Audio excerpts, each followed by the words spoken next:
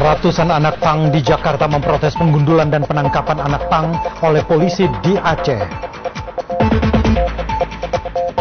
Ratusan buruh rokok di Kudus, Jawa Tengah menolak rencana peraturan pemerintah mengenai tembakau. Gunung Gamalama di Ternate, Maluku Utara, Jumat sore kembali meletus.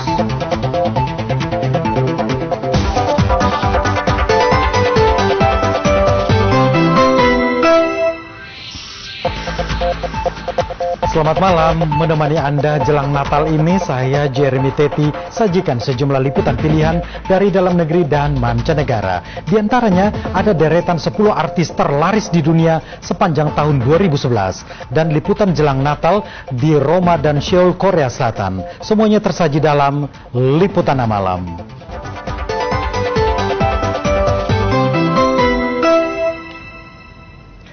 Saudara, ratusan anak pang di Jakarta berunjuk rasa di depan gedung asrama Aceh.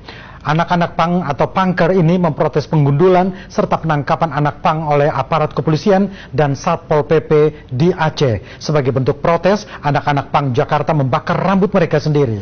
Mereka menolak kriminalisasi anak pang di Aceh.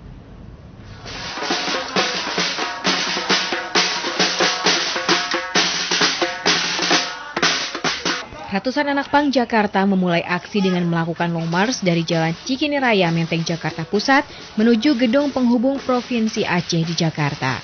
Anak-anak itu memprotes tindakan Satuan Polisi Pamong Praja dan juga Polisi Daerah Istimewa Aceh karena melakukan penangkapan pada 50 anak pang dengan cara menggundulinya.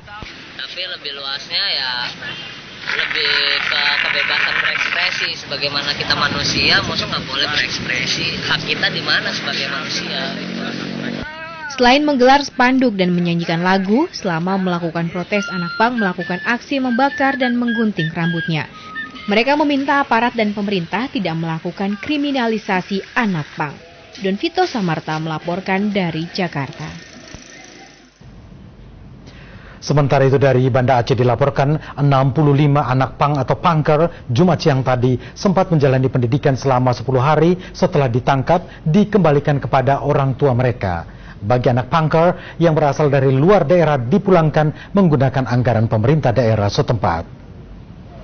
Penampilan anggota pang ini yang semula semrawut dan meresahkan masyarakat Banda Aceh kini sudah berubah dan kelihatan sebagai siswa sekolah polisi setelah 10 hari menjalani pendidikan polisi di kawasan Sare Aceh Besar. Ke-65 pangker ini selesai menjalani pembinaan kilat yang sempat dikecam penggiat HAM. Kepala pangker yang sekarang klontos ini jauh lebih rapi dibandingkan ketika mereka belum ditangkap.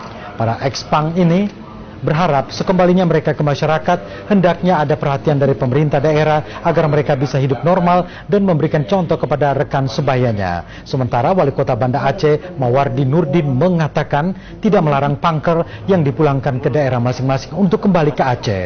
Namun mereka harus menghormati ketentuan yang berlaku di bumi Serambi Mekah itu.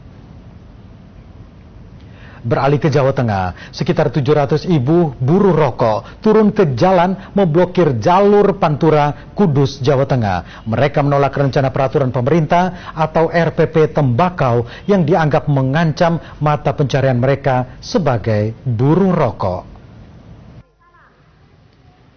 Sebelum menutup badan Jalan Raya Pantura Kudus, Jawa Tengah, ratusan ibu-ibu yang mayoritas buruh rokok ini melakukan long march sejauh 3 km.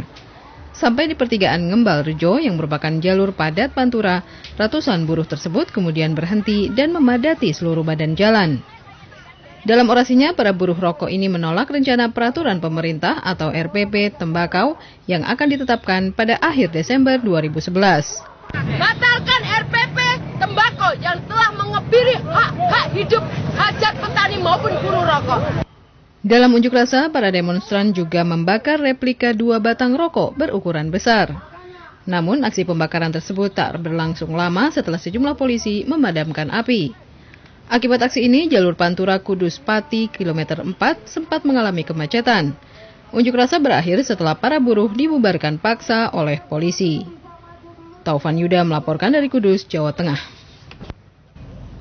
Ratusan mahasiswa yang tergabung dalam Liga Mahasiswa Nasional Demokrasi atau LMND berunjuk rasa di kantor Gubernur Nusa Tenggara Barat menuntut penghentian aktivitas pertambangan di Kecamatan Lambu, Kabupaten Bima. Unjuk rasa ini merupakan aksi solidaritas terhadap pemblokiran pelabuhan penyeberangan Selat Sape di Bima yang dilakukan ribuan warga Lambu yang sudah memasuki hari kelima.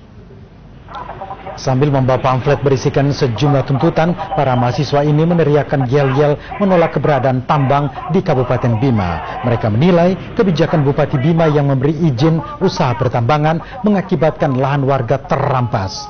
Akibat lainnya, aktivitas pertambangan menyebabkan kerusakan lingkungan sebab berada di kawasan hutan produksi.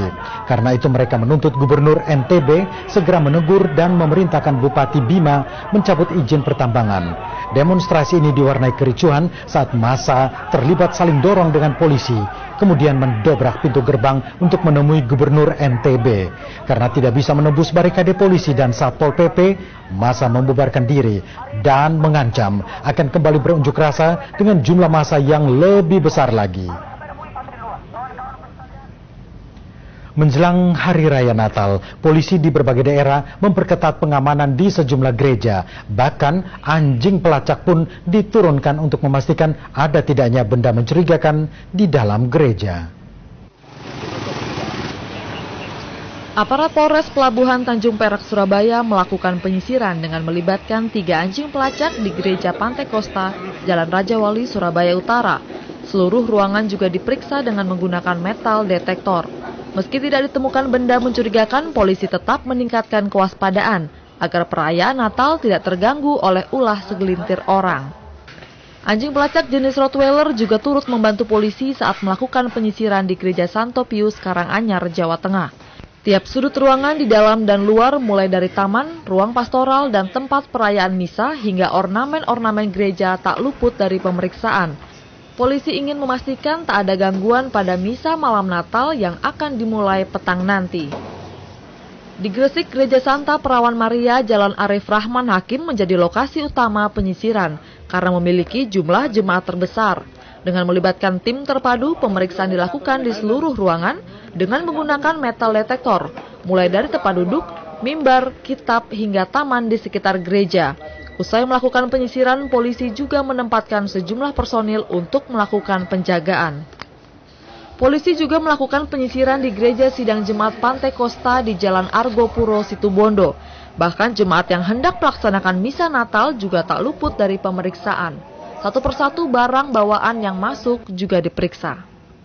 Kesiagaan penuh juga dilakukan aparat Polres Manokwari, Papua Barat yang mendapat bantuan personil dari Brimopolda Papua. Jumat malam polisi menggelar operasi lilin di kota Manokwari dengan memeriksa satu persatu kendaraan roda 4 yang melintasi Jalan Merdeka.